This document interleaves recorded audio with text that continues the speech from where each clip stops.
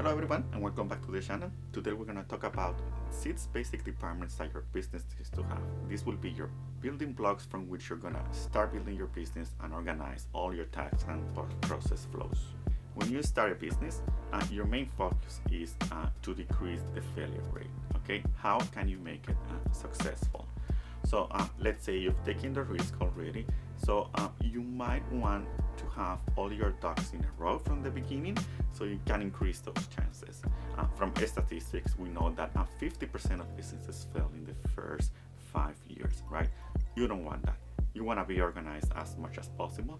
You want to get there with all the energy that you need.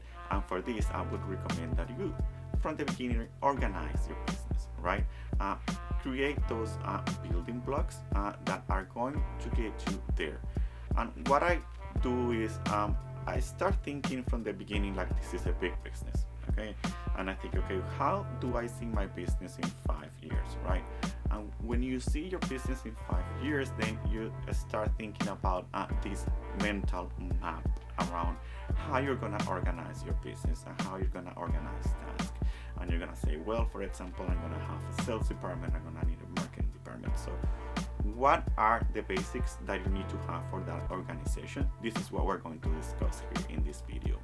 So the basic departments that I would recommend every business to have will be the 6 basic ones, okay? This will be operations, marketing, sales, finance, human resources, and customer service, okay? I think every business will have this, even if you see it like maybe just one person, and that's okay, but I think every business will have this. So the first department that you should have is operations. Every business has this. This is the actual department that produces the output to the customer. Okay, so even if you are a service business, this is the department that actually produces the service that you go through the customer. So think about if you are an architect firm.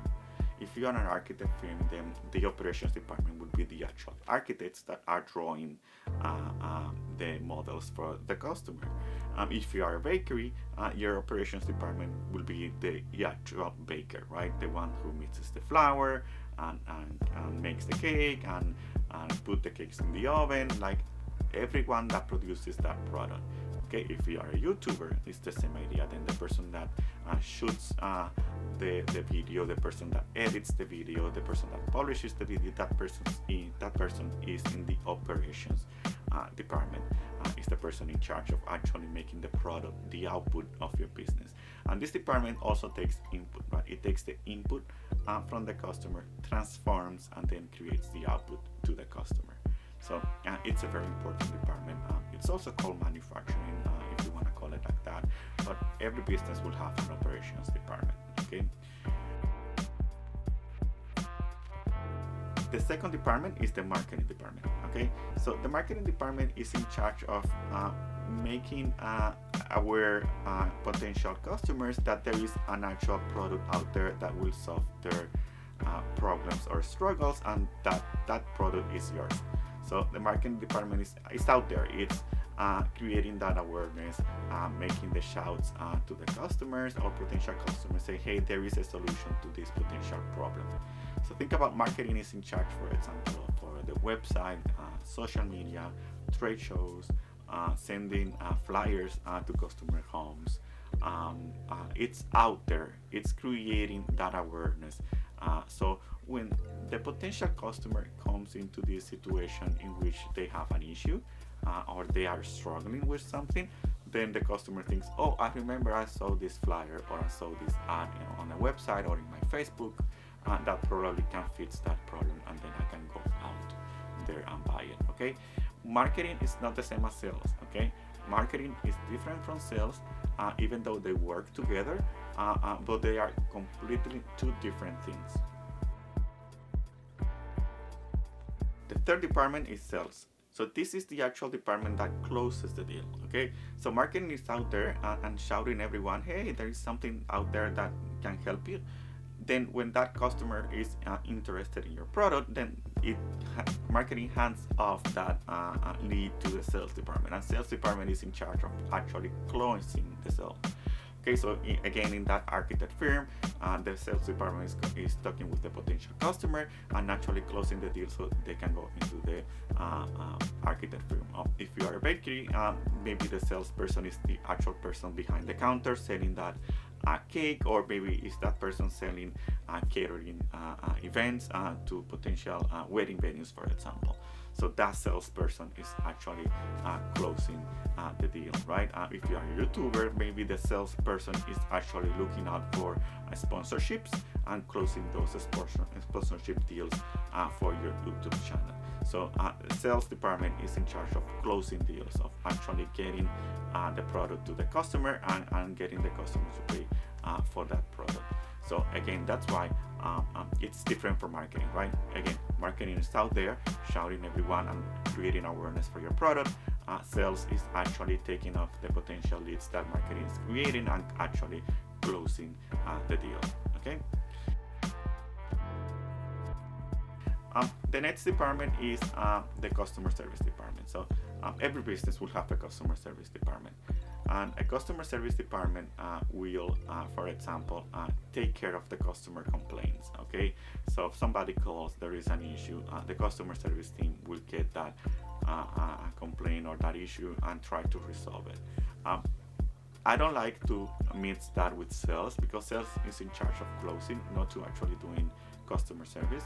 Although there is a feedback between the customer service and sales department together, but keep in mind to have a customer service person. Like let's say if you are a bakery, customer service person is in one taking those complaints and trying to make the customer happy so they can buy again. So that would be the goal of the customer service department, keeping the customer to buy again and again, and making that sure that everyone is happy in the company and the customers. The other department is human resources. So human resources is in charge of making sure that everyone in your business is compliant with the rules and laws around in your area, right? Think about your city and your state. So that person in human resources is in charge of making sure that your company is abiding by those laws.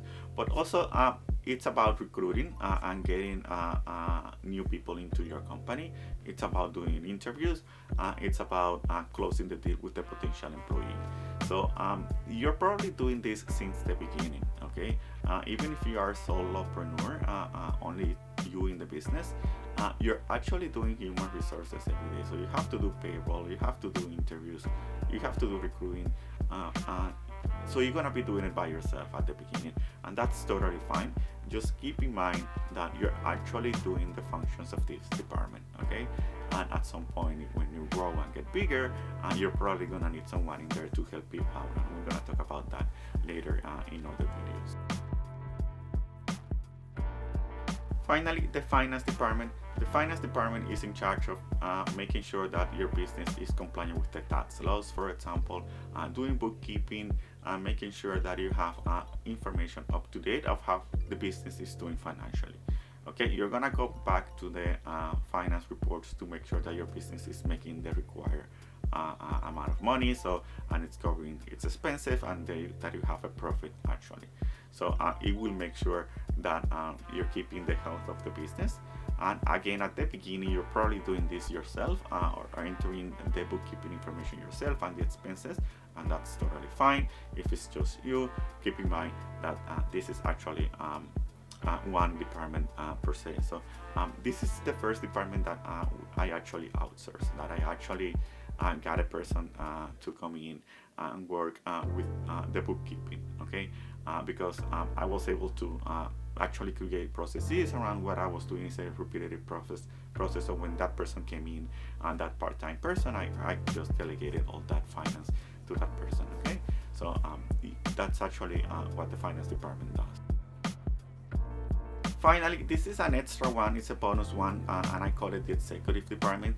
The executive department is actually you, the CEO or the founder or whatever, the creator of that entrepreneurship. So the executive department is in charge of making the goals for the business, creating the mission and the vision of where you are going. Okay, maybe trying to do processes and trying to map out how the business works. That's part of the executive department. And looking in the future, right, from 6 months from now, 1 year from now, where we should be, where should we go. So that's the responsibility of the executive department. So these are the basic departments that I think every business should have. Okay, so I recommend that you map it out from the beginning. You're probably gonna put yourself in every box in those departments if you're a solopreneur, and that's totally fine. Remember, the idea is that you're gonna fire yourself from all of these positions and get other people in there to do that job for you. That's what you're looking for. You're looking for to narrow those departments, and then in the future try to hire people to delegate those tasks. And that's it for today. And remember to keep showing up every day. That's the key to getting a successful business.